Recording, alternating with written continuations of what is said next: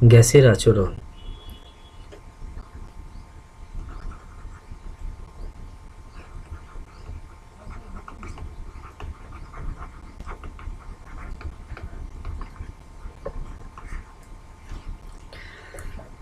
আমরা গ্যাস সম্বন্ধে শুনেছি hydrogen gas, nitrogen gas, oxygen gas, বা আমাদের বায়ুমণ্ডলে অনেক ধরনের গ্যাস আছে। তা আমরা আগে জেনে এসেছি নাইট্রোজেন সর্বাধিক পরিমাণে থাকে। তো এই গ্যাসগুলোর আচরণ কেমন, এই গ্যাসগুলো উষ্ণতার সঙ্গে চাপ ও আয়তনে কিভাবে পরিবর্তন হয় সে বিষয়ে লক্ষ্য করা যাক। পথে তিনটি অবস্থা: কঠিন, তরল, গ্যাস। কঠিন, তরল, গ্যাস। কঠিনের ক্ষেত্রে অণুগুলি কেমন থাকে? কঠিন কণা কি? অণু, এবং তাকে ভাঙলে পরমাণু পাওয়া যায়। কঠিন পদার্থের যে মৌলিক পদার্থ অণু খুব ঘন সন্নিবিশিষ্ট অবস্থায় থাকে। একটা পাত্রের মধ্যে যদি কঠিন পদার্থ নেই, অণুগুলোই খুব কাছাকাছি থাকার জন্য আকর্ষণ ধর্ম বেশি এবং তারা ঘন সন্নিবিশিষ্ট অবস্থায় থাকে। কিন্তু তরল পদার্থের বাইরে থেকে উষ্ণতা প্রয়োগের ফলে কঠিন পদার্থ তরল পদার্থে পরিণত হয় এবং অণুগুলি পরস্পর আকর্ষণ কমে যায় এবং তারা দূরে চলে যায়। এবং গ্যাসের ক্ষেত্রে আকর্ষণ ক্ষমতা আরো কম হওয়ার দরুন এরা অনেক দূরে থাকে। কিন্তু ওরা কি অণুগুলি স্থির থাকে না কেমন থাকে? লক্ষ্য করি আমরা গ্যাসীয় পদার্থের অণুগুলি প্রতি মুহূর্তে এলোমেলোভাবে চারিদিকে দৌড়ায়, উদ্দাম নৃত্য করে চলছে। সেরকম যদি আমরা লক্ষ্য করি গ্যাস পদার্থের অণুগুলি কেমন, অণুগুলি লক্ষ্য করো, এটা কঠিন পদার্থের ক্ষেত্রে অণুগুলি খুব খুব ঘন সন্নিবিষ্ট অবস্থায় থাকার দরুন অণুগুলি একদম জয়েন্ট হয়ে থাকে। কিন্তু তরলের ক্ষেত্রে এরা কিছুটা দূরে থাকে, কিন্তু গ্যাসীয় পদার্থে অনেক দূরে থাকে। এটা প্রতি মুহূর্তে আন্দোলন করে চলছে। কঠিন পদার্থের অণুগুলি কাঁপছে, উষ্ণতার দরুন কাঁপছে। ওরা কেন কাঁপছে? ওরা বেরিয়ে যেতে চাইছে। তরল পদার্থের ক্ষেত্রে ওদের উষ্ণতা বৃদ্ধির দরুন এই কাঁপার পরিমাণ বেড়ে যাচ্ছে এবং সেখান থেকে দূরে সরে চলে যাচ্ছে। আরো উষ্ণতা বৃদ্ধি করলে এখানে কঠিন পদার্থে যে কাঁপছে, এটা স্বাভাবিক ধর্ম, পদার্থের অণুগুলি স্বাভাবিক ধর্ম। কিন্তু তরল পদার্থের ক্ষেত্রে উষ্ণতা বৃদ্ধি কাঁপার পরিমাণ বাড়ার ফলে ও আরো দূরে চলে যাচ্ছে। যে একটা টানটান পদার্থ। আর এক্ষেত্রে দেখছি এক্ষেত্রে দুটো একদম এত স্প্রিং এর টান বেশি, এটা খুব কাছাকাছি আছে, এর ক্ষেত্রে দূরে থাকছে।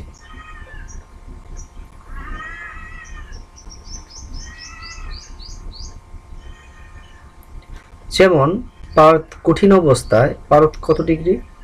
-39 ডিগ্রি টেম্পারেচারের নিচে পারদ কঠিন অবস্থায় থাকে। কিন্তু 39 থেকে 357 -39 থেকে 357 ডিগ্রির মধ্যে পারদ তরল অবস্থায় থাকে। আর 357 ডিগ্রির উপরে পারদ গ্যাসীয় পদার্থে পরিণত হয়। তিনটি পারদের অণু কিন্তু একই, শুধু তাদের উষ্ণতার উপর বিশৃঙ্খলা সৃষ্টি হয়। কঠিনের ক্ষেত্রে ওরা ঘন সন্নিবিষ্ট প্যাকড অবস্থায় থাকে, তরল অবস্থায় ওই প্যাকটা ভেঙে যায় এবং গ্যাসের ক্ষেত্রে আরো দূরে চলে যায়। গ্যাসের অণুগুলি পাত্রের দেওয়ালে প্রতি মুহূর্ত আঘাত করছে। অণুগুলি কি উদ্দাম নৃত্য করছে, আন্দোলন করে চলে যাচ্ছে, এদিক থেকে এদিকে গিয়ে ধাক্কা মারছে। কোথায়? পাত্রের দেওয়ালে ধাক্কা হচ্ছে। আবদ্ধ যদি গ্যাস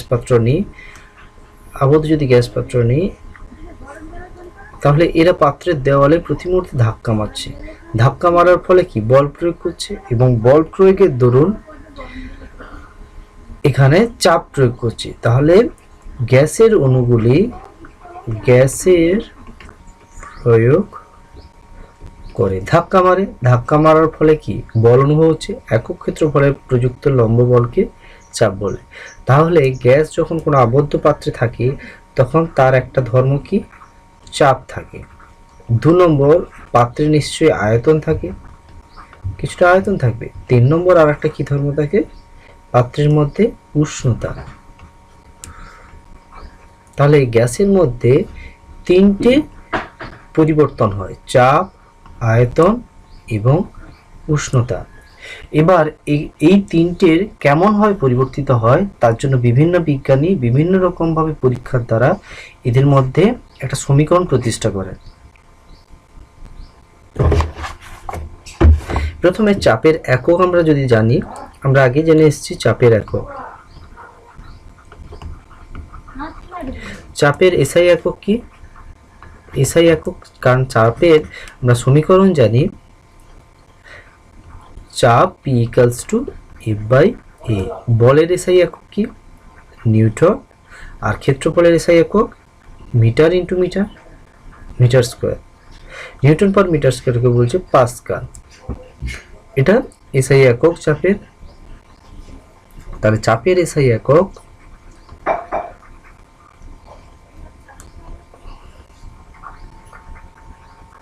পাস্কাল, পিএ লেখা হয়, এবং পাস্কাল অর্থাৎ 1 পাস্কাল সমান 1 নিউটন পার মিটার স্কোয়ার। আর সিজিএস একক কি হবে, সিজিএস একক একই রকম, বলের সিজিএস একক কি, ডাই পার সেমি স্কোয়ার।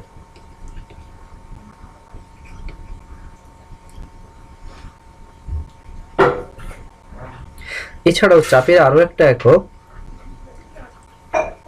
বার। চাপের আরো একটা একক কি, চাপের অপর একক হলো কি, বার। 1 ব্যারোমেট্রিক প্রেসার অর্থাৎ কি, বার মানে বায়ু কত চাপ প্রয়োগ করে। দেখো, লক্ষ্য করো, বায়ুমণ্ডল চাপের সৃষ্টি কারণ কি, এই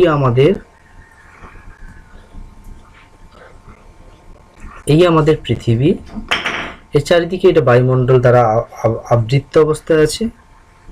এবার এই জায়গাটা চাপের সৃষ্টির কারণ কি, উপরে বায়ুমণ্ডলের ওজনের জন্য, বায়ুমণ্ডলের একটা ওজন আছে তো, কারণ বায়ুর ঘনত্ব আছে D equals to 0.001293 gram per CC. এটা বায়ুর ঘনত্ব থাকা মানে ভর থাকবে, M equals to V into D। তাহলে আবার ভর থাকা মানে, এই পুরোটার ভর থাকা মানে এর ওজন থাকবে W ইকুয়ালস টু mg, অর্থাৎ বল থাকবে, ওজন যা বল, এক পৃথিবী টানছে তো নিচের দিকে বল অনুভব করবে। বল অনুভব হওয়ার জন্য এখানে একটা নির্দিষ্ট জায়গায় ক্ষেত্রফলে বল প্রয়োগ করবে। এই ক্ষেত্রফলে বলে একক ক্ষেত্রফল প্রযুক্ত বল F/A, এখানে চাপ প্রয়োগ করবে। এই চাপের মান বায়ুমণ্ডল, সেটাই হচ্ছে বায়ুমণ্ডলের চাপ। সেই এক বায়ুমণ্ডলের চাপকে একবার বলছে, এক বায়ুমণ্ডলীয় চাপকে একবার বলে। তাহলে একবার সমান 76 সেন্টিমিটার সেমি এইচজি পারস্তম্ভের চাপ। 76 সেন্টিমিটার পারস্তম্ভের চাপ মানে 76 সেন্টিমিটার মধ্যে টর্সেলের একটা উপপাদ্য দেওয়া আছে, টর্সেলের পরীক্ষা। 76 সেন্টিমিটার যদি পারদ উঠে থাকে, এটা 76 সেন্টিমিটার পারদ থাকে, তার নিচের চাপ এতটা পারদ আছে তো, পারদ ভর্তি থাকলে তার নিচের চাপ, এই নিচের চাপ আমরা চাপের রাশিমালা জানি, P সমান HDG। এইচ হচ্ছে 76, চাপের একক তো সেন্টিমিটার নয়, সেমি এইচজি মানে 76 ইন্টু পারদের ঘনত্ব কত, 13.6 গ্রাম পার সিসি ইন্টু জি কত, 980 সেন্টিমিটার পার সেকেন্ড স্কোয়ার। তাহলে এর মান হচ্ছে সেন্টিমিটার, এটা তাহলে গুণ করলে 1.013 ইন্টু 10⁶ ডাইন পার সেমি স্কোয়ার। এটাই হচ্ছে এক বায়ুমণ্ডলের চাপ। তাহলে 1 বার সমান 76 সেন্টিমিটার পার স্তম্ভের চাপ। একে 0.1310 থেকে একে প্রায় ইকুইভ্যালেন্ট টু আমরা 1 বলছি। তাহলে 10⁶ ডাইন পার সেমি স্কোয়ার। একে যদি পাস্কালে করি সমান 10⁵ Newton per metre square.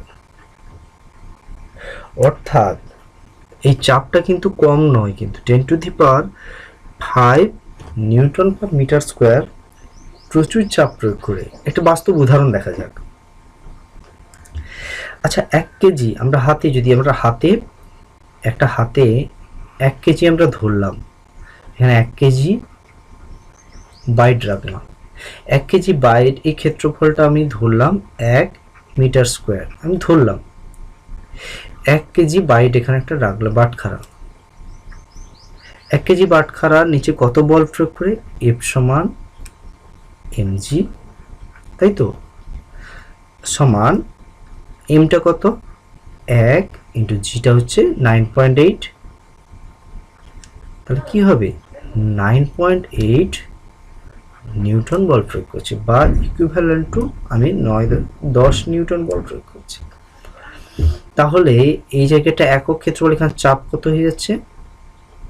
1 KG byte একক ক্ষেত্রফল যদি আমি ধরি, 1 মিটার স্কোয়ার ক্ষেত্রফল ধরি, তাহলে নিচে দিয়ে কত বল প্রয়োগ করছে? 10 নিউটন বল প্রয়োগ করছে। তাহলে বায়ু আমাদের উপর কত? 1 মিটার স্কোয়ারে আমরা আগে জেনে এসেছি, বায়ু 1 মিটার স্কোয়ার ক্ষেত্রফলে কত বল প্রয়োগ করে? 10⁵ নিউটন বল প্রয়োগ করে। 10⁵ নিউটন বল মানে কত কেজি বাটখারা? তাহলে বায়ু 1 মিটার স্কোয়ার ক্ষেত্রফলে কত কেজি হবে? 1 কেজি 10 নিউটন বল প্রয়োগ করে। তাহলে 10⁵ মানে 10⁴ কেজি বল প্রয়োগ করে। 10⁴ কেজি মানে কত বলতো? 10,000 কেজি বল প্রয়োগ, একক ক্ষেত্রফল 10,000 কেজি মানে 1 কুইন্টাল, 1 টন, 10 টন, 10,000 কেজি মানে আমরা একক ক্ষেত্রফল আর কতটুকু জায়গা? একক ক্ষেত্রফলের উপর 10,000 কেজি মানে আমাদের পুরো শরীরে চারিদিক থেকে 10,000 কেজি যদি চাপিয়ে দেওয়া হয়, যেরকম অনুভব করব, বায়ুমণ্ডলও চাপটা প্রায় এত এর সমান আমাকে বল প্রয়োগ করছে। তাহলে আমরা কি করে বেঁচে আছি? এত চাপ প্রয়োগ করা সত্ত্বেও আমরা কি করে বেঁচে আছি? আমরা তো ছোট হয়ে যাব, চাপে একদম ছোট হয়ে যাবে। একই রকম ভিতর থেকেও আমাদের রক্ত বা আমাদের শরীর থেকেও বাইরে সেম এত কেজি চাপ প্রয়োগ করে, তার জন্য ব্যালেন্স হয়ে আছে। যদি আমরা মহাশূন্যে, যেখানে চাপ নেই, আমরা যদি মহাশূন্যে চলে যাই, তখন আমাদের কি অবস্থা হবে? ভেতরের চাপ সেই 10,000 কেজি, বাইরের দিকে বল। এই কেজি বলছি কারণ 1 কেজি নিচের দিকে যে বল, আমরা হাতে 1 কেজি ধরলে নিচের দিকে যে বল অনুভব হয়, সেটা 1 কেজি ভার বলছি, বা 1 কেজি ভার মানে 10 নিউটন বলের সমান। তাহলে 10,000 কেজি আমার বাইরে থেকে যেরকম ভেতরে পড়ে, ভেতর থেকেও বাইরেও আছে। তাহলে আমরা মহাশূন্যে, যেখানে বায়ু শূন্য স্থানে যদি চলে যাই, সেখানে বাইরে আমাকে চাপ প্রয়োগ করতে হচ্ছে, সেখানে চাপ, বা মহাশূন্যে বায়ুর সঙ্গে চাপ করতে হবে, জিরো চাপ নেই, তো ভেতর থেকে বাইরে চাপ। তাহলে আমরা কীরকম হবো, অবস্থা হবে? মহাশূন্যে চলে যাই, ভেতর থেকে চাপ এত আছে, বাইরের তখন চাপ নেই, তখন কি হবো? ব্লাস্ট হয়ে যাব। এই জন্য নভোশ্চারীরা যে ড্রেস পরে সেটা কিন্তু খুবই নিখুঁতভাবে তৈরি, কোথাও যেন একটা ছিদ্র না থাকে। তা আমরা চাপ সম্বন্ধে জানলাম। তার চাপের সংজ্ঞা, এক অ্যাটমসফেরিক চাপ বা একবার চাপ কাকে বলে? এক এটিএম চাপ কাকে বলে? এক অ্যাটমসফেরিক চাপ কাকে বলে? সংজ্ঞাটা হচ্ছে সমুদ্র পৃষ্ঠে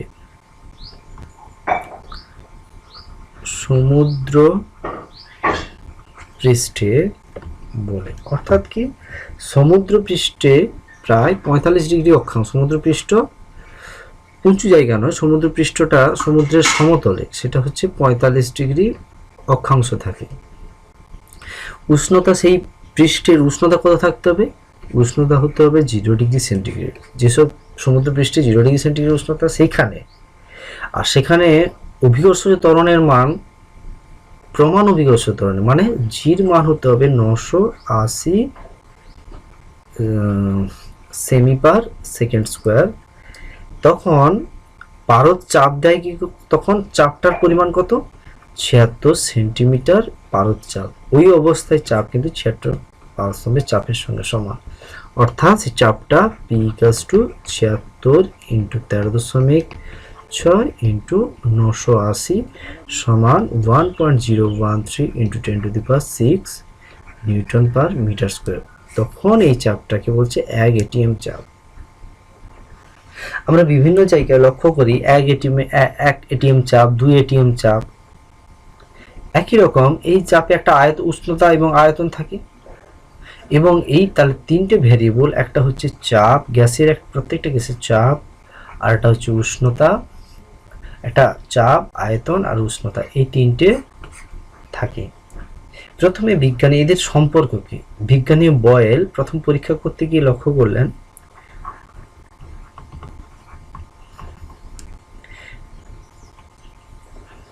বিজ্ঞানী রবার্ট বয়েল প্রথমে 1662 খ্রিস্টাব্দে এই চাপ এবং আয়তনের মধ্যে একটা সম্পর্ক প্রতিষ্ঠা করলেন গ্যাসের। সেই সম্পর্কটা বয়েলের সূত্র নামে পরিচিত। তাহলে আমরা জানবো বয়েলের সূত্র। প্রথমে কি ধ্রুবক থাকে? তাহলে চাপ, উষ্ণতা, চাপ, আয়তন, উষ্ণতা, এই চাপ এবং আয়তনের মধ্যে সম্পর্ক প্রতিষ্ঠা করলেন। তাহলে উষ্ণতা কি করবে?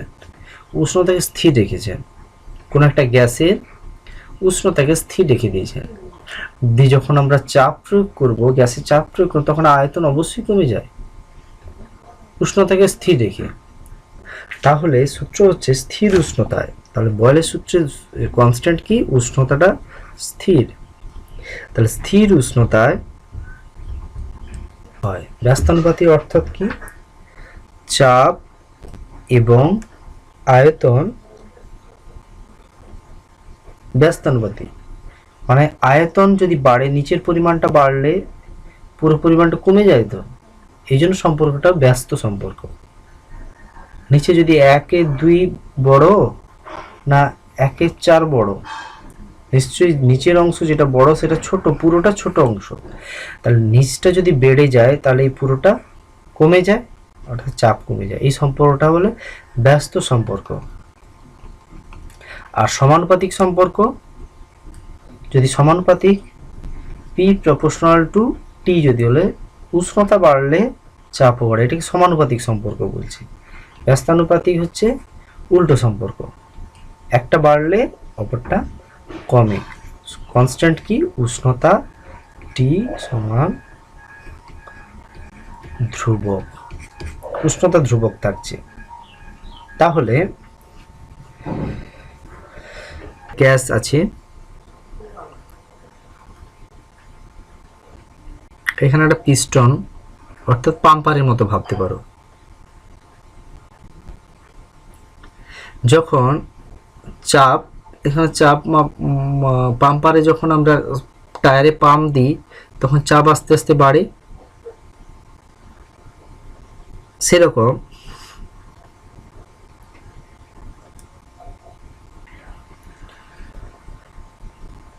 পাম্পারের মতো একটা, আমরা যদি চোঙের মধ্যে যদি পাম্প দিই, তাহলে কি হচ্ছে, ভেতরের আয়তন কমছে এবং চাপ বাড়ছে। চাপ বাড়ার কারণ কেন? দেখো, অণুগুলো কিন্তু ভেতরে একই আছে। যখন যখন আমরা কমিয়ে দিচ্ছি, আয়তনটা কমিয়ে দিচ্ছি, সেই অণুগুলা সেই ধাক্কা খুব কম জায়গা মারছে। গতি তো সেই একই রকম। গতি যেরকম, গতি বড় জায়গায় অণুগুলা গতি হলে ধাক্কা মারার জায়গা দূরে দূরে হচ্ছে, তাহলে একক ক্ষেত্রফলে কম সংখ্যক অণু ধাক্কা মারছে। কম সংখ্যক অণু ধাক্কা মারার জন্য চাপ কমে যাচ্ছে। কিন্তু এখানে যখন আয়তন কমিয়ে দিচ্ছি, তাহলে খুব ছোট জায়গায়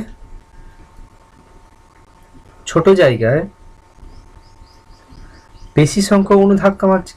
বেশি সংখ্যক অণু ধাক্কা মারা মানে বল বেশি প্রয়োগ করছে। বল বেশি মানে চাপ বেড়ে যাচ্ছে। সেটা বল লক্ষ্য করলেন, পি কমলে চাপ বৃদ্ধি পায়।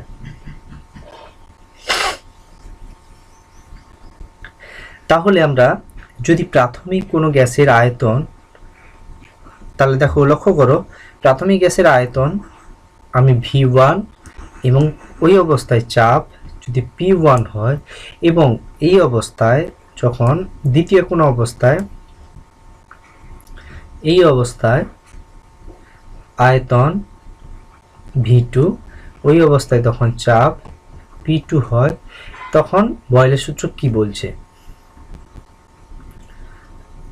দেখো, সমীকরণ, তাহলে PV ইকুয়ালস টু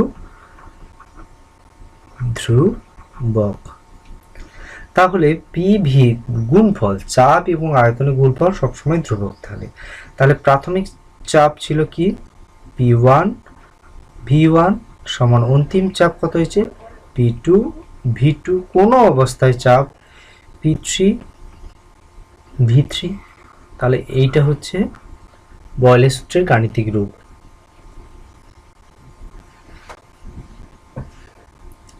যদি আমরা লেখচিত্র অঙ্কন করি,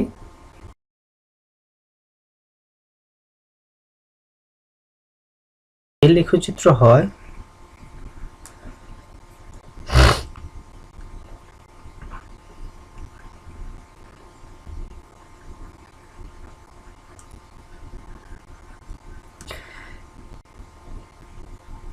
পি লেখচিত্র কেমন, এটাকে আমরা আয়তনটাকে আমরা নিচে ধরছি, আয়তন উপরেরটা চাপের অ্যাক্সিস ধরছি। তাহলে লেখচিত্র কি,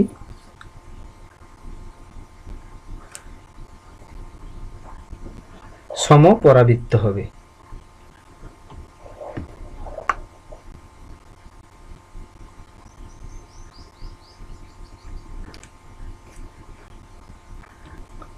তাহলে চাপ ও আয়তন লেখচিত্রে সমপরাবৃত্ত।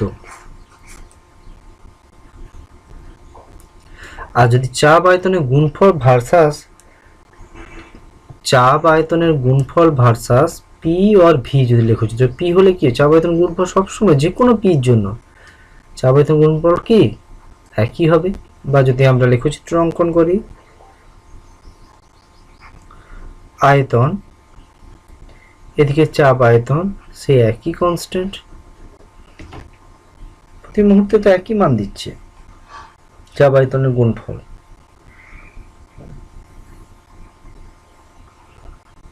আচ্ছা, আমরা একটু এখানে ডট ডট করে দিই, কারণ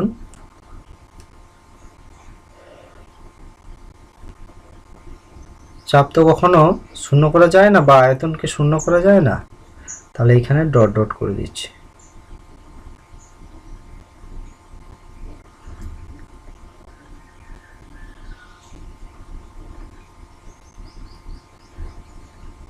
জয়েন্ট হচ্ছে না এখানে, খেয়াল করবে কিন্তু।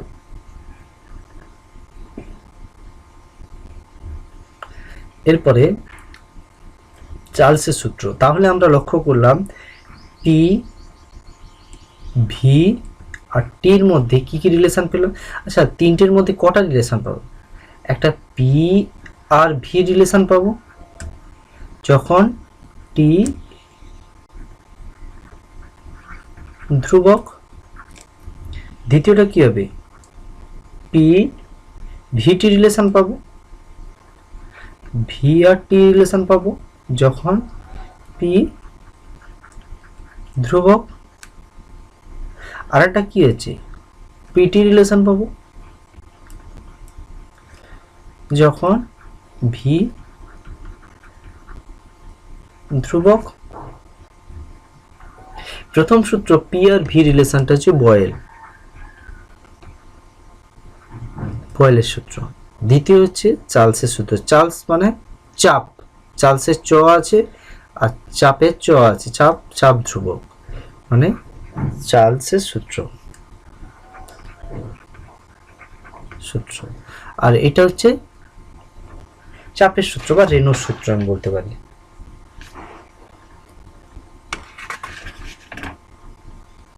চাপের সূত্র বলছি।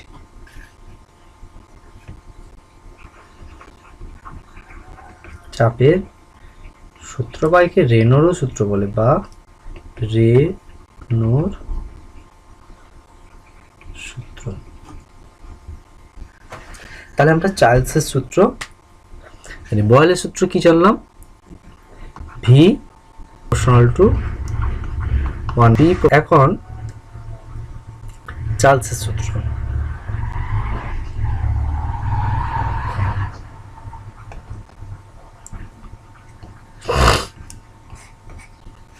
চার্লসের সূত্র, ভি আর টি চেঞ্জ হচ্ছে, প্রেসার কনস্ট্যান্ট থাকছে।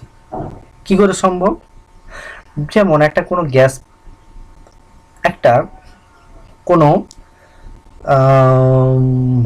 ভেতরে গ্যাস আছে, কোনো পর্দার সাহায্যে বাতাস আছে, গ্যাস এখানে পড়া আছে, বাইর থেকে যখন আমরা আগুন প্রয়োগ দিই, আগুন দিই, আগুনের শিখা দিই, তাহলে কি হবে, এইটা বৃদ্ধিপ্রাপ্ত হবে। তাহলে আগুন দিলে অণুগুলো বেশি গতিপ্রাপ্ত, কারণ গ্যাস অণুগুলোর গতিতত্ত্বে আমরা জানি অণুগুলোর উষ্ণতা বাড়লে গ্যাসের অণুগুলোর গতি বৃদ্ধি পায়। যত গতি বৃদ্ধি পায় পাত্রের দেওয়ালে বেশি বল প্রয়োগ করবে। গতি বৃদ্ধি পাওয়া মানে কি, পাত্রের দেওয়ালে বেশি জোরে বল প্রয়োগ করবে। জোরে বল প্রয়োগ করা মানে কি, চাপ বেড়ে যাবে, কিন্তু এখানে চাপ কনস্ট্যান্ট আছে।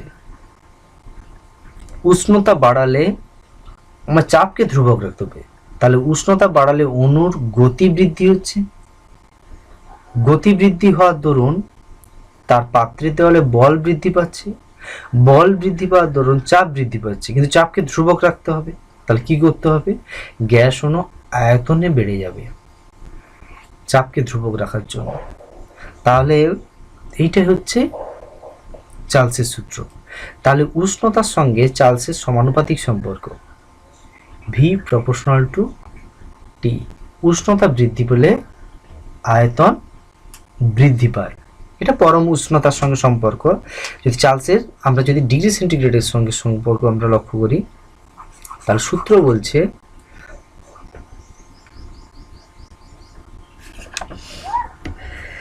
নির্দিষ্ট চাপে, তাহলে চাপ ধ্রুবক, চার্লসের ক্ষেত্রে চাপ ধ্রুবক, তাহলে নির্দিষ্ট চাপে অর্থাৎ কি, দেখো নির্দিষ্ট চাপে যখন চাপ স্থির থাকে, নির্দিষ্ট চাপে 1 ডিগ্রি উষ্ণতা বৃদ্ধি বা হ্রাসের জন্য, তাহলে 1 ডিগ্রি যদি উষ্ণতা বৃদ্ধি বা হ্রাস করি, 1 ডিগ্রি সেন্টিগ্রেড উষ্ণতা বৃদ্ধি করি, তবে হ্রাসের জন্য যে কোনো নির্দিষ্ট ভরের গ্যাসের আয়তন 0 ডিগ্রি সেন্টিগ্রেড উষ্ণতায় ওই গ্যাসের যে আয়তন, তাহলে প্রাথমিক আয়তন নয়, 0 ডিগ্রি সেন্টিগ্রেড উষ্ণতা, 0 ডিগ্রি সেন্টিগ্রেড উষ্ণতার আয়তনটাকে আমি V0 ধরছি, যে আয়তন থাকে যথাক্রমে তার 1/273 অংশ বৃদ্ধি। তাহলে 1 ডিগ্রি বাড়ালে কত বৃদ্ধি হচ্ছে, V0 1/273 অংশ বৃদ্ধি পাচ্ছে। তাহলে মোট কত হচ্ছে, তাহলে 1 ডিগ্রি বৃদ্ধি পাওয়ার জন্য কত হচ্ছে, প্রাথমিক ছিল V0 মানে 0 ডিগ্রি সেন্টিগ্রেড উষ্ণতা, 1 ডিগ্রি বাড়ানোর ফলে V0/273 73 সমান কত হচ্ছে V0 ইন্টু 1 প্লাস 1/273। এত বৃদ্ধি যদি হ্রাস হয়, হ্রাস হলে তাহলে কত হবে ভি 1 ডিগ্রি হ্রাস ঘটালে 1 ডিগ্রি সেন্টিগ্রেড, তাহলে V0 1 মাইনাস 1/273। প্রাথমিক 0 ডিগ্রি সেন্টিগ্রেড উষ্ণতায় যে আয়তন, 0 ডিগ্রি সেন্টিগ্রেড উষ্ণতায় যে আয়তন তার 1/273 বৃদ্ধি বা হ্রাস হয়। তাহলে 2 ডিগ্রি বাড়ালে তাহলে 2 ইন্টু V0/273, তাহলে 2 ডিগ্রি যদি বৃদ্ধি করি, 2 ডিগ্রি সেন্টিগ্রেড বৃদ্ধি যদি করি, 2 ডিগ্রি সেন্টিগ্রেড বৃদ্ধি করলে V2 ডিগ্রি সমান V0 প্রাথমিক প্লাস V0 2/273 প্রতি 1 ডিগ্রি বৃদ্ধির জন্য কত নির্দিষ্ট ভরে গ্যাসের আয়তন 0 ডিগ্রি সেন্টিগ্রেড যে উষ্ণতায় যে আয়তন থাকে যথাক্রমে তার এত অংশ বৃদ্ধি। 1 ডিগ্রি বৃদ্ধির জন্য V0/273, 2 ডিগ্রি বৃদ্ধি 2 ইন্টু V0 ডবল হয়ে যাচ্ছে, তাহলে হয়ে যাচ্ছে V0 কমন নিচ্ছে 1 প্লাস 2/273 V2। একই রকম V θ ডিগ্রি বৃদ্ধির জন্য যদি আমি V θ ডিগ্রি বৃদ্ধি করি, থিটা লিখছি, তাহলে V θ সমান V0 ইন্টু 1 প্লাস θ/273। আর যদি হ্রাস হয়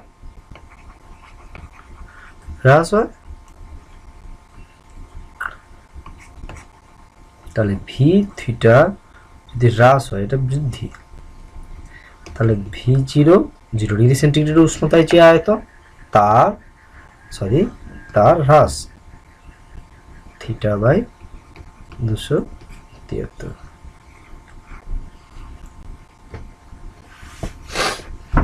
উষ্ণতার পরম স্কেল, উষ্ণতার পরম স্কেল। উষ্ণতার পরম কথাটা বলা হচ্ছে কেন খেয়াল করি। আমরা চার্লসের সূত্র থেকে পেয়েছিলাম V θ equals to V0 into 1 plus θ/273। তো থিটার তাহলে থিটা ডিগ্রি সেন্টিগ্রেড উষ্ণতা বৃদ্ধিতে, তাহলে আমরা যদি থিটার মান -273 ডিগ্রি সেন্টিগ্রেড করি তাহলে V θ কত হয়ে যাবে V θ equals to V0 into 1 plus থিটার মান কত হচ্ছে -273/273 সমান কত হচ্ছে V0 ইন্টু 1 মাইনাস 273/273 কি হচ্ছে 1 সমান 0। আরে গ্যাসের আয়তন 0 হয়ে গেল, তাহলে যখন আমরা -273 ডিগ্রি সেন্টিগ্রেড করলাম আয়তন কি হচ্ছে 0 হয়ে যাচ্ছে। তার থেকে কখনো কি কম উষ্ণতা তৈরি করা সম্ভব? থিটা ইকুয়ালস টু -274 যদি করি তাহলে এই মানটা কি দেবে, কমতে কমতে নেগেটিভ মান দেবে। ভি থিটার মান কি হবে নেগেটিভ ভ্যালু দেবে। কোনোদিন গ্যাসের মান ঋণাত্মক হওয়া সম্ভব আয়তন? সেটা সম্ভব নয়। তাহলে এটাই হচ্ছে পরম বা চরম মান থিটার, সব থেকে কম মান, এর থেকে কম মান হওয়া সম্ভব নয়। তাহলে থিটার মানটা কত দেখলাম, থিটার মান যখন -273 ডিগ্রি সেন্টিগ্রেড তখন ভি থিটা ইকুয়ালস টু 0। তাই এই উষ্ণতাকে সর্বনিম্ন মান আয়তন 0, এর থেকে কম উষ্ণতা তৈরি করা সম্ভব নয়। তাই জন্য একে পরম শূন্য উষ্ণতা বলা হলো। তাহলে যে উষ্ণতায় গ্যাসের আয়তন শূন্য হয়ে যায় পরম উষ্ণতা কাকে বলে? তাহলে পরম উষ্ণতা, পরম উষ্ণতা, যে উষ্ণতায় উষ্ণতা বলে। পরম উষ্ণতা থিটার মান কত? -273°C। এরপর হচ্ছে পরম শূন্য উষ্ণতা। যখন আমরা দেখলাম পরম স্কেল একটা তৈরি করার কথা ভাবলেন বিজ্ঞানীরা, তাকে পরম স্কেল বা কেলভিন স্কেল, পরম উষ্ণতা স্কেল, পরম উষ্ণতা স্কেল, পরম উষ্ণতা স্কেল বা একে বলা হচ্ছে কেলভিন স্কেল। কেলভিন স্কেল -273 উষ্ণতাটাকে আমরা 0 ধরছি এবং বৃদ্ধি কত হচ্ছে 1°C উষ্ণতা বৃদ্ধি। যেমন হচ্ছে 0°C, 1°C, তাহলে এই বৃদ্ধিটা কত? 1°C। সেরকম পরম যে শূন্য উষ্ণতা -273°C আমরা একটা স্কেল ধরছি নিম্ন স্থিরাঙ্ক।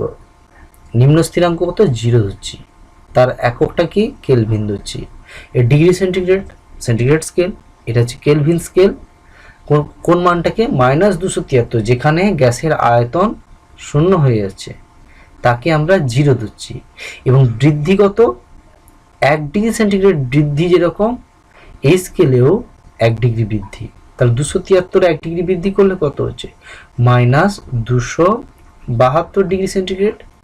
এইটা হচ্ছে 1 কেলভিন, এটাকে হতে -271, মানে এটা 2 কেলভিন। এরকম বাড়াতে বাড়াতে 0°C যদি আমরা করি, 0°C কত যোগ করলো? 273 যোগ করতে হবে, তাহলে 273 কেলভিন। তাহলে কেলভিন স্কেলের সঙ্গে সেন্টিগ্রেড স্কেলের সম্পর্ক কি? সম্পর্ক হচ্ছে কেলভিন স্কেলের মান সমান সেন্টিগ্রেড স্কেলের মান প্লাস 273, এটাই হচ্ছে সম্পর্ক। তাহলে সেন্টিগ্রেড স্কেলে 0°C সমান কত? কেলভিন স্কেলের মান কত? এই 0 বসালে 273, -273 করলে এখানে কত? কেলভিন স্কেলে 0 হয়ে যাচ্ছে। পরম স্কেল তৈরি করার তাৎপর্য কি?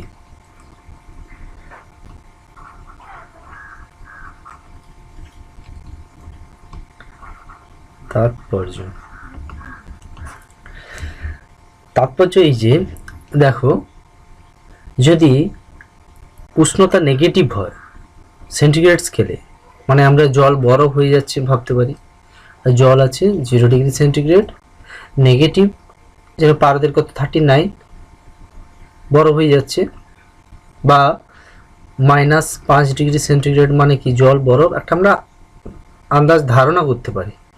কিন্তু কেলভিন স্কেল 0 কেলভিন মানে কি আমরা কি কল্পনা করতে পারি? 0 কেলভিন মানে সেখানে আয়তন শূন্য, তারপরে 10 কেলভিন, 273 কেলভিন মানে 0°C, কারণ কেলভিন স্কেল সমান সেন্টিগ্রেড স্কেল প্লাস 273। কেলভিন স্কেলে 0°C হলে 273 কেলভিন হচ্ছে। 273 কেলভিন মানে এখানে 0°C। তাহলে কেলভিন স্কেলের কোনোদিন মান ঋণাত্মক হওয়া সম্ভব নয়। -2 কেলভিন কি হওয়া সম্ভব? যেটা অসম্ভব, কারণ ঋণাত্মক যদি কেলভিন স্কেলে মান হয় তাহলে ভলিউম আয়তন ঋণাত্মক হয়ে, যেটা কোনোদিন সম্ভব নয়। তাহলে এটাই সর্বনিম্ন উষ্ণতা 0 কেলভিন, এই জন্য এর তাৎপর্য।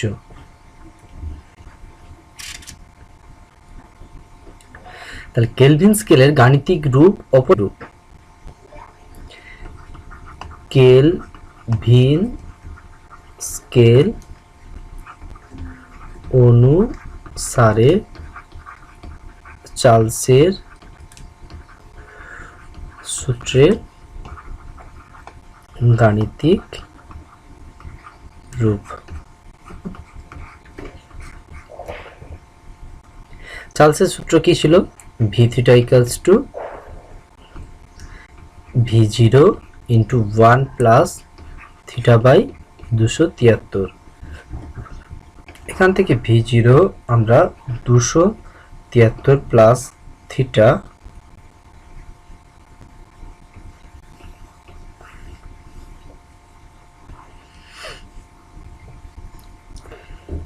সমান V0 by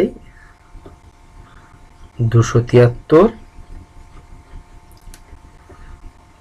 into theta. 273 kelvin স্কেলের মান কত?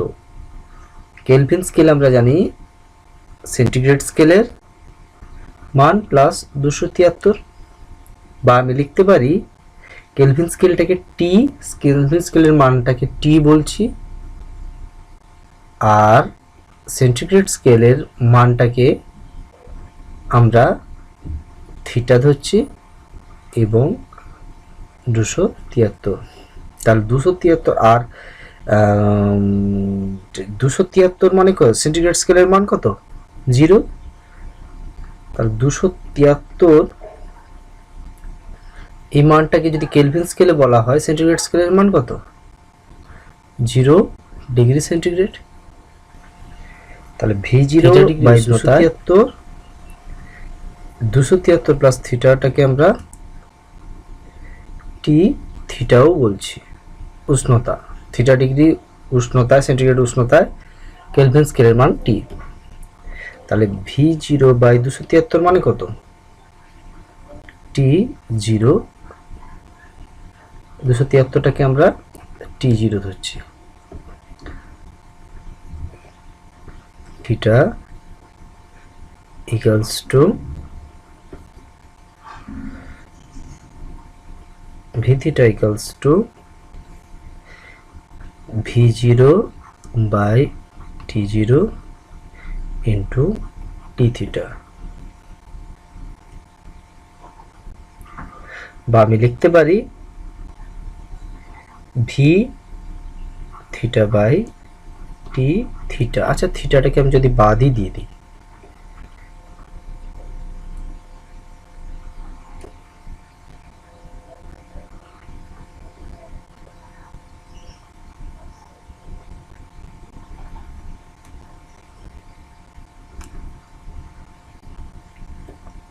মানে কেলভিন থিটা ডিগ্রি সেন্টিগ্রেড উষ্ণতায় কেলভিন স্কেলের মান টি, আর 0 ডিগ্রি সেন্টিগ্রেড উষ্ণতায় কেলভিন স্কেলের মান T0।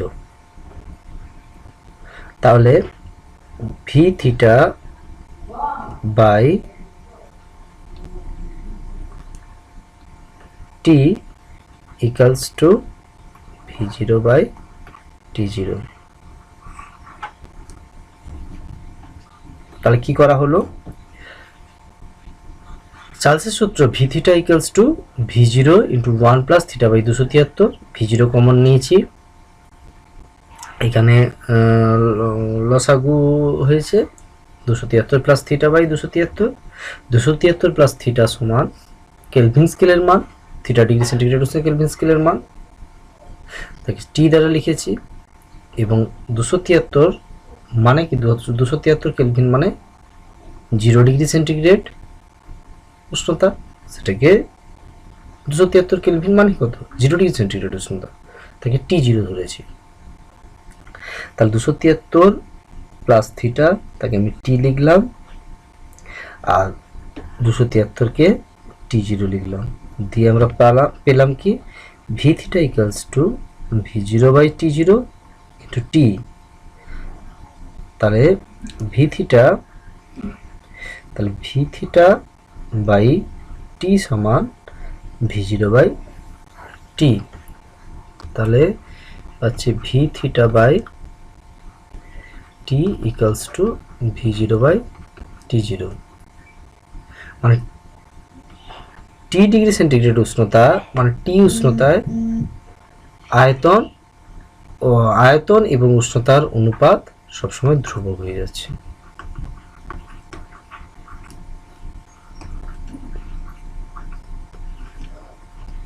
তাহলে ভি বাই টি সমান কনস্ট্যান্ট বা ভি প্রপোর্শনাল টু টি। তাহলে আমরা প্রথম পড়ছিলাম পি ভি টি কনস্ট্যান্ট, এটা হচ্ছে বয়েলের সূত্র। আর একটা ছিল ভি, যেটা পড়লাম এক্ষুনি, টি পি কনস্ট্যান্ট। আর একটা সে থার্ড হবে কি পি টি আয়তন কনস্ট্যান্ট, চাপের সূত্র। তাহলে এটা হচ্ছে বয়েলের সূত্রের কেলভিন স্কেলের মান। তাহলে V equals to constant into T. এই লেখচিত্র যদি আমরা টানি, নিচটাকে উষ্ণতা আমরা ধরলাম কেলভিন, ব্র্যাকেটে কেলভিন স্কেলে, উপরে যদি আমি আয়তন ধরি, তাহলে লেখচিত্র কি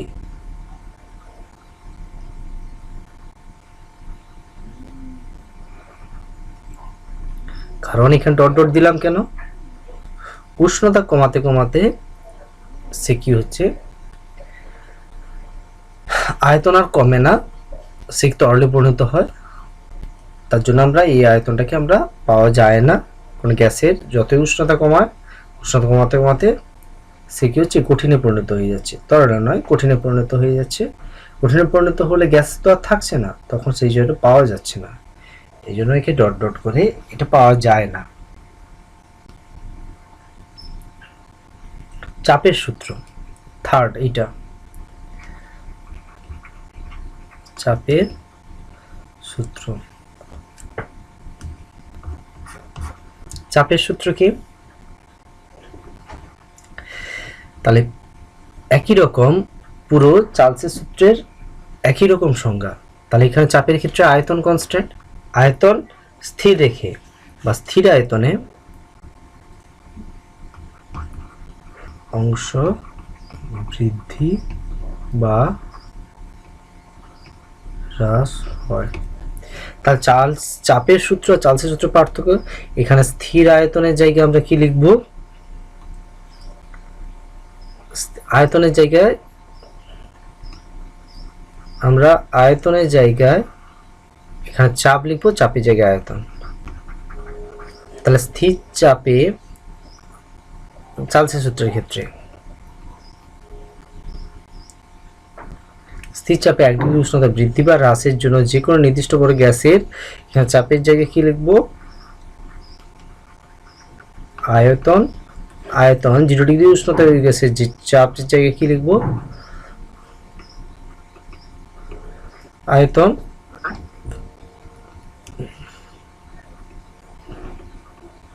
আয়তন থাকে যথাক্রমে তার 1/273 অংশ বৃদ্ধি হ্রাস হয়। তাহলে চাপের সূত্র এবং চার্লসের সূত্র সংজ্ঞা একই, শুধু পার্থক্যটা চাপের জায়গায় আয়তন, আয়তনের জায়গায় চাপ।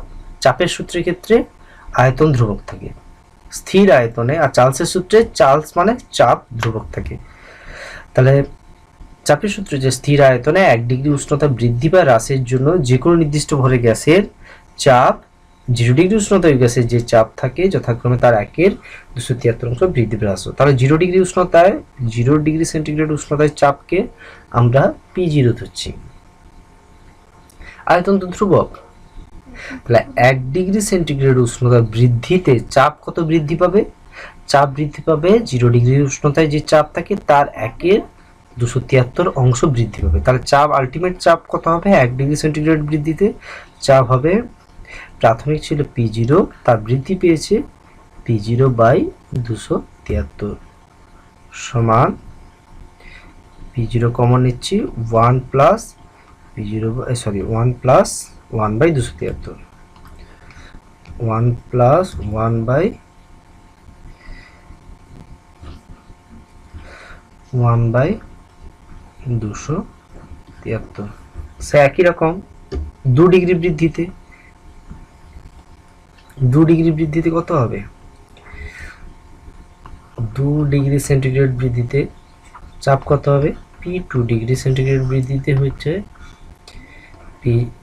P0 into 1 plus 2/273। এরকম থিটা ডিগ্রি সেন্টিগ্রেড বৃদ্ধিতে কত হবে, পি থিটা ডিগ্রি সেন্টিগ্রেড বৃদ্ধিতে P0 1 প্লাস থিটা বাই 273, এটা হচ্ছে চাপের সূত্র। আর হ্রাসের জন্য পি থিটা ডিগ্রি হ্রাসের জন্য কত হবে P0 into 1 minus theta by 273।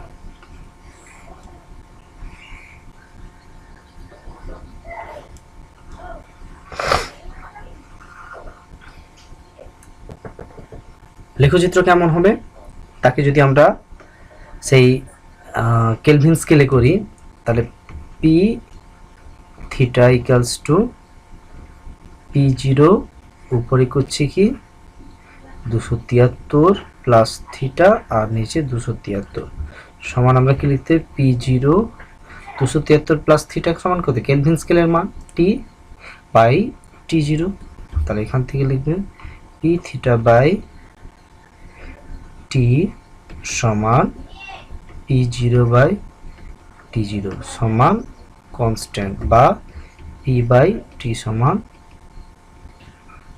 ধ্রুবক। তাহলে আমরা লেখচিত্র একটা ছিল পি ভি টি কনস্ট্যান্ট, আর একটা ছিল ভি যখন ধ্রুবক চাপ চার্লসের সূত্র, আর এখানে হচ্ছে পি টি, এটা কি সূত্র চাপের সূত্র। তাহলে পি ভির সূত্র, এই সূত্রের রাশিমালা কি ছিল P proportional to 1 by V. এর ক্ষেত্রে লেখচিত্র কি হলো ভি প্রপোর্শনাল টু টি, এর ক্ষেত্রে লেখচিত্র কি হলো ভি প্রপোর্শনাল টু টি। তাই তো ধ্রুবক মানে এখান থেকে কি পাচ্ছি পি সমান কনস্ট্যান্ট ধ্রুবক ইন্টু টি বা পি প্রপোর্শনাল টু টি বলতে পারি। তো তাহলে এই লেখচিত্র কেমন হবে চাপের সূত্রের লেখচিত্র? চাপের সূত্রের লেখচিত্র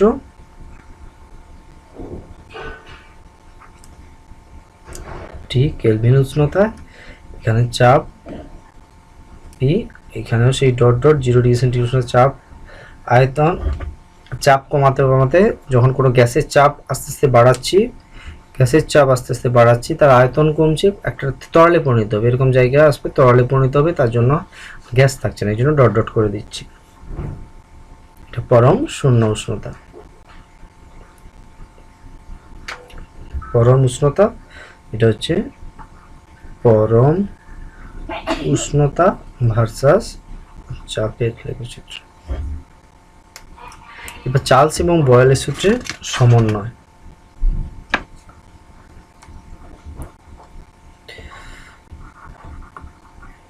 চার্লস ও বয়েলের সূত্রের সমন্বয়।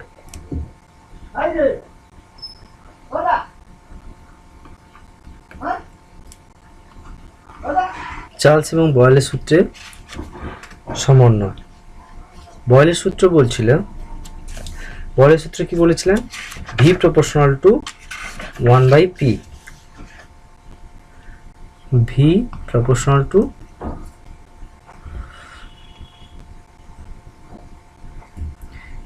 V proportional to 1 by P যখন টি কনস্ট্যান্ট। আবার চার্লসের সূত্র বলেছিলেন ভি প্রপোর্শনাল টু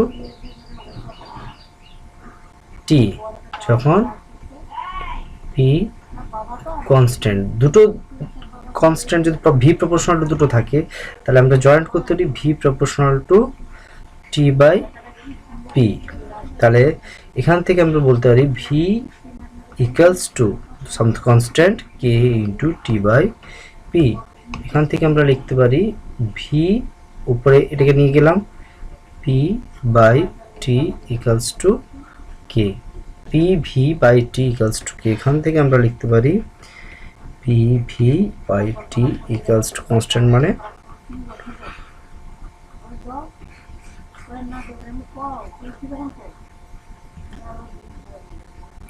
তাহলে পিভি বাই টি সমান ধ্রুব। এখান থেকে আমরা গ্যাসের কোন নির্দিষ্ট পরিমাণ ভরের গ্যাসের কোনো অবস্থায় চাপ P1, আয়তন V1 এবং উষ্ণতা T1 এবং পরবর্তীকালে অবস্থা চেঞ্জ করে প্রেসার যদি P2, আয়তন V2 এবং উষ্ণতা যদি T2 হয়, তাহলে সম্পর্ক কত?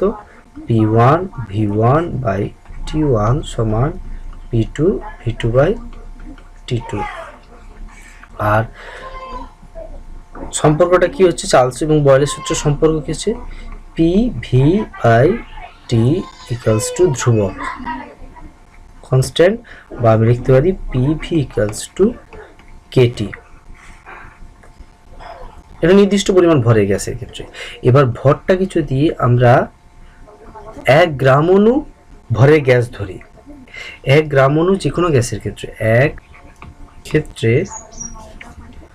1 গ্রাম অণু যে কোনো গ্যাসের ক্ষেত্রে PV ইকুয়ালস টু KT সমীকরণে সমীকরণে 1 গ্রাম অণু গ্যাসের ক্ষেত্রে কেটা, এই কেটা কার উপর? গ্যাসের ভরের উপর নির্ভর করছে। সমীকরণে কে এর জায়গায় আমরা আর লিখলে টি হয় PV ইকুয়ালস টু RT। এটা বয়েল এবং চার্লসের সূত্রের সমন্বয় রূপ। মানে এই কেটা হচ্ছে কার? ভরের উপর নির্ভর, নির্দিষ্ট পরিমাণ ভরের গ্যাসের ক্ষেত্রে চাপ আয়তনে গুণফল, কের ভর চেঞ্জ হয়ে গেলে কের মান চেঞ্জ হচ্ছে। যদি 1 গ্রাম অণু যে কোনো গ্যাসের ক্ষেত্রে, 1 গ্রাম অণু যে কোনো ভরের গ্যাসের ক্ষেত্রে, তাহলে কের জায়গায় কি আর একটা লেখা হয়। আর হচ্ছে ধ্রুবক, যার মানটা হচ্ছে R ইকুয়ালস টু 8.31 এসআই একক।